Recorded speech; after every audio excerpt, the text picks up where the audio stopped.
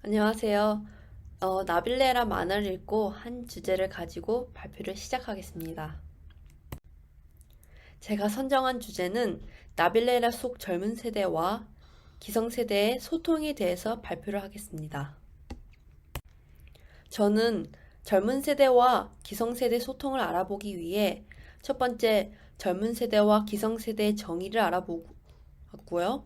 그 다음은 나빌레라 속 젊은 세대와 기성세대의 사용 어휘를 분류해 보았습니다. 네, 다음은요. 두 세대의 어휘 그리고 표현법의 사용 특징을 간략하게 정리를 해보았고요. 네, 그 다음은 세대 차이와 세대 간 다른 언어 사용으로 인한 현상과 원인에 대해 조사해 보았습니다. 마지막으로는 세대 간 다른 언어 사용 차이 때문에 발생하는 세대 간의 갈등과 세대 차이 현상의 해결 방안을 발표하겠습니다. 네, 기성세대는 X세대와 베이비 세대를 가리킵니다. 이 나빌레라 등장인물 소개를 보면 심덕추 할아버지는 나이 70에 발레에 도전하게 됩니다. 그럼으로써 심덕추 할아버지, 최애나 할머니, 그리고 민구 어머니가 베이비 부분 세대, 기성세대인 걸 알 수 있습니다. 그 다음 젊은 세대 또는 신세대라고도 불리우는데요. 밀레니얼 세대와 G세대를 가리킵니다. 흔히 요즘은 이 두 세대를 합쳐서 MZ세대라고도 불리웁니다. 이 두 등장인물 이채록과 강성철이 젊은 세대인 걸 알 수 있습니다. 네, 이번 장은 나빌레라 속 기성세대와 신세대에 속한 등장인물을 대화를 통해서 사용하는 단어와 표현법을 분류해 보았는데요. 몇 가지 어휘들은 이미 수업 시간에 다루어 보았습니다. 그래서 저는 어휘의 정의보다는 어떻게 각 세대 간 쓰이고 있는지에 대해서 더 중점적으로 발표를 하겠습니다. 네, 기성세대, 이롭다. 현대에서는 괜찮다라고 말하고요. 욕받다. 현대에서는 수고했다라고 말하고요. 그렇게 말하지 말아다오. 이것은 심덕주 할아버지가 성산에게 한 말입니다. 이 하오체는 상대 높임법의 하나이고요. 상대편을 보통으로 높이는 종결형으로 현대에는 거의 쓰이지 않고 있습니다. 예를 들면 먼저 가오, 여기 있소가 있습니다. 그 다음 신세대, 나빌레라에서 이채록 그리고 강성철 대화 속 신조어, 유행어 등이 많이 나타나는데요.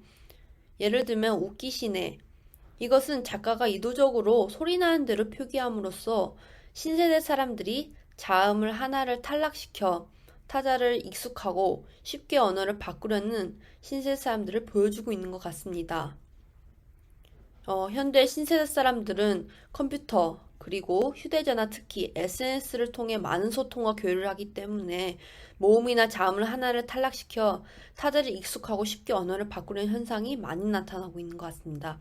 예를 들면 안 된다는 이렇게 표기하고 뭐가는 이렇게 표기하는 경우가 많은 이런 현상이 많이 나타나고 있는 것 같습니다. 그 다음에 꼰대질인데요. 꼰대질은 젊은 사람에게 어떤 생각이나 행동 방식 따위를 일방적으로 강요하는 행위를 속되게 이르는 말입니다. 하지만 꼰대라는 의미가 현대에는 나이 많은 사람을 가리키며 비하하는 표현으로 많이 쓰이고 있는 것 같습니다. 여기에서 우리는 옛날 사고방식을 강조하는 사람을 조롱하거나 아니면 너무 쉽게 웃음거리나 방어를 하기 위해 쓰고 있는 건 아닌지 생각할 필요가 있는 것 같습니다. 네, 그 다음 단어는 속어인데요. 이 단어는 80년대 후반에 들어서야 유행하게 된 것입니다. 7, 80년대는 이런 등의 형태로 존재했습니다. 그 다음에 엉까냐. 이것은 엉기며 함부로 덤빈다는 뜻인데요. 8, 90년대 썼던 속어입니다. 네, 계속 이어서 기성세대. 다음은 심덕출 할아버지와 아들 심성 간의 대화 중 한 부분인데요. 심덕출 할아버지는 반어법, 표현법으로 말을 하고 있습니다. 하지만 신세대는 좋다 고마움을 다르게 표현합니다. 진심으로 좋을 때 사용하는 표현은 격합니다.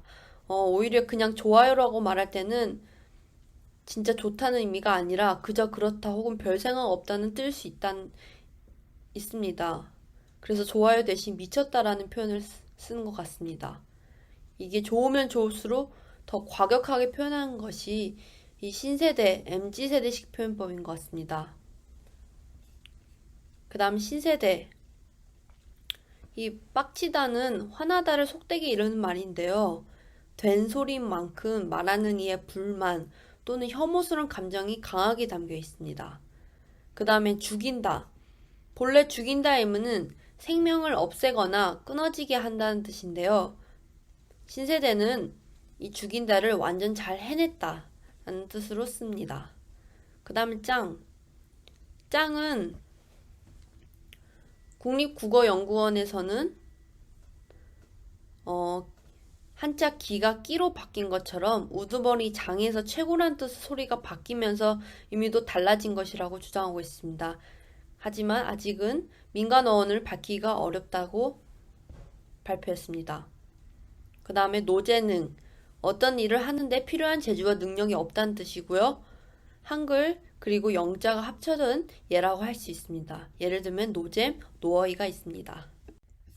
네, 이어서 기성세대는 국민학교, 현대에서는 초등학교라고 말하고요. 양반은 남편, 우리 집사람은 아내 또는 부인, 2010년대 들어서는 와이프란 영어로도 부르는 경우가 있습니다.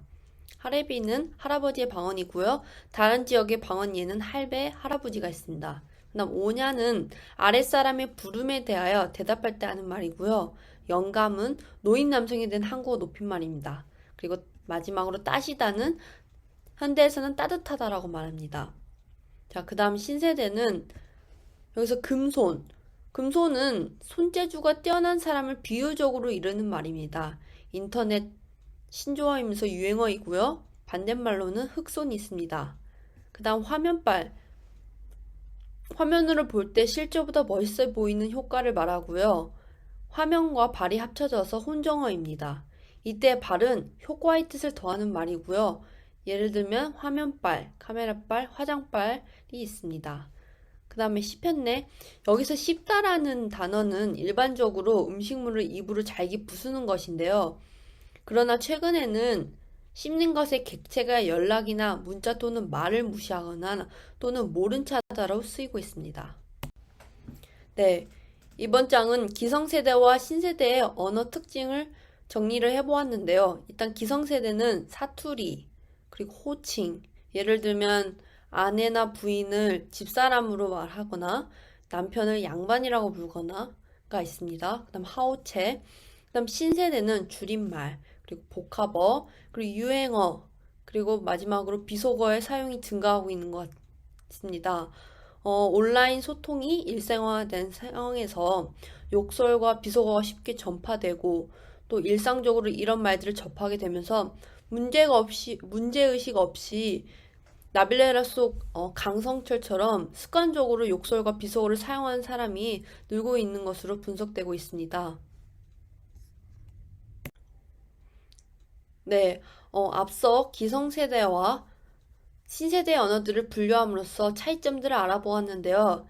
이러한 차이 현상 우리는 세대 차이라고 합니다. 세대 차이란 서로 다른 세대를 사이에서 나타나는 방식이나 가치관의 차이가 나타나는 현상을 의미합니다. 세대 차이와 같은 현상이 많이 보이는 부분은 바로 언어에 대한 인식 차이에서 비롯되었다고 생각합니다. 그래서 청소년, 직장인, 노인, 이구동성으로 신조어로 세대 차이를 느낀다고 말합니다. 그렇다면 이런 세대별 언어 인식 차이는 왜 생겨난 것일까? 저는 언어에서의 세대 차이는 시간이 흐름에 따라 자연스럽게 생기는 것이라고 생각합니다. 네, 이번 장은 세대 간 다른 언어 사용으로 인한 현상과 원인을 조사해봐야 했는데요. 새로운 언어가 등장하는 건 자연스러운 언어 현상이라고 긍정적으로 보는 입장에서는 이러한 신조어로 인해 어휘와 표현이 풍부해지고 언어 문화가 발전할 수 있다고 주장합니다.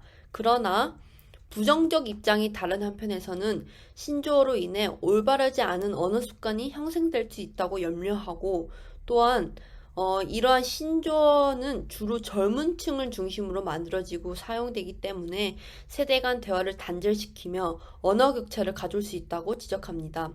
또한 신조어로 인해 한글이 파괴될 것을 우려하면서 특정 계층이나 지역 등을 비하하는 신조어는 사회 갈등을 일으킬 수 있다고 생각합니다. 그래서 이런 것의 주된 원인은 이 신세대의 디지털 생활에 익숙해지고 또 이런 밀접한 환경 때문이라고 말합니다. 그 다음에 노인 세대는 유교적 가치관이 강하고 젊은 세대는 자유분방한 사고방식의 개인주의 그리고 이기주의 가치관이 강하기 때문에 또 이런 가치관과 사고방식의 차이로 인해 언어도 변화하고 있다고 말합니다. 네, 마지막으로 나빌레라 속에서도 나타나시듯이 세대 간 다른 언어 차이 때문에 일어나는 세대 차이를 해결할 수 있는 방안에 대해서 발표하겠습니다. 먼저 신세대들은 무분별한 언어 파괴보다는 올바른 언어 사용을 위해 노력해야 하며 특히 타인을 비방하거나 무시하는 형태의 언어 사용을 자제해야 합니다. 한편 기성세대는 이러한 신조어의 사용을 심각한 사회 문제로만 받아들이지 말고 사회 발달에 따른 새로운 문화 현상으로 받아들인 자세가 필요합니다. 언어 파괴가 이루어지지 않는 범위 내라면 기존에 사용하던 언어보다 더 많은 사람이 공감할 수 있는 언어에 대해서는 포용하려는 자세가 필요하다고 생각합니다. 결국 신조어에 대한 일방적인 옹호나 비난보다는 그 말이 가지고 있는 의미를 잘 분석해보고 사용한다고 언어학자들은 말하고 있습니다. 기성세대와 신세대가 이런 언어 속 문화현상을 이해하고 각 세대 간 다른 말을 받아들이려고 노력한다면 세대 간 언어 차이로 인해 멀어졌던 세대 간의 거리도 조금씩 가까워졌다는 계기가 될 수 있을 거라고 생각합니다. 이미 쓰이고 있는 신세대들의 언어를 나쁜 것으로 간주하고 이를 쓰지 못하게 생각하는 것은 좋은 해결책이 아닙니다. 서로가 다른 세대들을 배려해 의사소통에 문제가 없도록 서로 노력하는 것이 중요하다고 생각합니다. 네, 저는 이만 발표를 마치겠습니다. 감사합니다.